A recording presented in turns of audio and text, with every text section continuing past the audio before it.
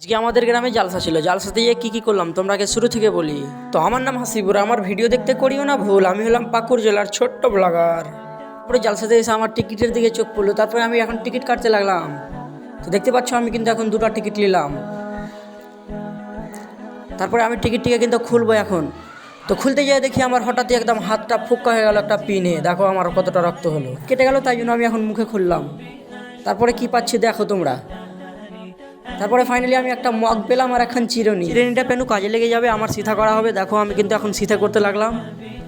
তারপরে আমি কিন্তু ডাকছি ক্যামেরাম্যানকে, তারপরে আমার পিছে পিছে আসছে। দেখো কত কিন্তু ভিড় হয়েছে আমাদের মেলাতে।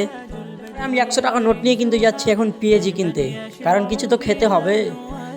তারপরে দেখো আমি কিন্তু পেঁয়াজির দোকান চলে এলাম অলরেডি। দেখো জিলাপি পেঁয়াজি এখানে সবই বেচছে। তারপরে আমাকে পেঁয়াজি দিয়ে দিল, তারপরে আমরা এখন খেতে খেতে যাব। তো ফাইনালি যেটা কাজ ওটাই করে দিলাম, খেতে খেতে এখন যাচ্ছি। দেখতে পাচ্ছ আমি ক্যামেরা ধরে আছি অলরেডি।